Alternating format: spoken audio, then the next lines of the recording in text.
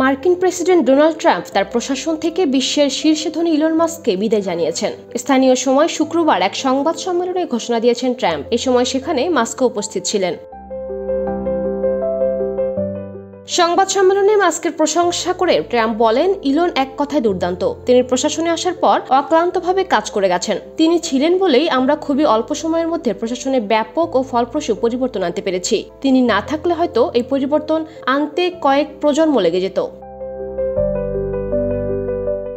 Trump আরও বলেন, আজ তিনি বিদায় নিচ্ছেন, কিন্তু আমি বিশ্বাস করি যে এটি সত্যিকারের বিদায় নয়। তিনি আমাদের সঙ্গে ছিলেন এবং ভবিষ্যতে কোনো না কোনোভাবে আমাদের সংস্পর্শে থাকবেন।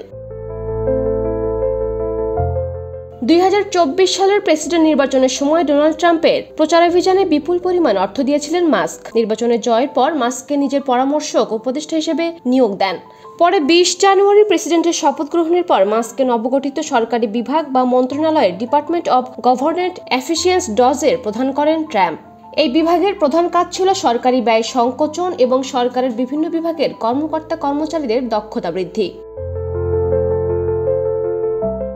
মাস্ক ডজের প্রধান নির্বাহী হওয়ার পর কয়েক মাস ধরে সরকারি অর্থ অপচয় রোধের নামে সরকারের বিভিন্ন বিভাগের হাজার হাজার কর্মকর্তা কর্মচারীদের চাকরিচ্যুত করেন। স্থগিত করা হয় প্রায় সব ধরনের বৈদেশিক সহায়তা প্রদান। এমনকি যুক্তরাষ্ট্রের অভ্যন্তরীণ বিভিন্ন গবেষণা ও উন্নয়ন সংস্থাতেও সরকারি ভর্তুকি বন্ধ করে দেওয়া হয়। এসব কারণে স্বাভাবিকভাবেই ট্রাম্পের জনপ্রিয়তা কমতে থাকে। যুক্তরাষ্ট্র জুড়ে একাধিক আদালতে ট্রাম্প প্রশাসনের বিরুদ্ধে মামলা করেন চাকরিচ্যুত সরকারি কর্মকর্তা কর্মচারীরা। বৈদেশিক অভ্যন্তরীণ সহায়তা প্রদান স্থগিত করায় দেশের ভেতরেও সমালোচনায় বিদ্ধ হতে থাকে ট্রাম্প প্রশাসন।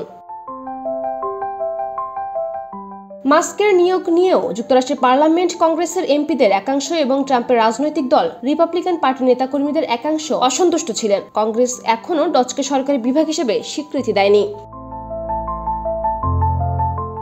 এসব কারণে যুক্তরাষ্ট্রের প্রেসিডেন্ট ও তার নেতৃত্বাধীন প্রশাসনের সঙ্গে দূরত্ব বাড়ছিল মাস্কের। এর মধ্যে প্রেসিডেন্ট ট্রাম্পের একটি বিল স্বাক্ষর ঘিরে নতুন তিক্ততা সৃষ্টির অবস্থা দেখা দেয়। মাস্ক প্রকাশ্যে তার সমালোচনা করেন।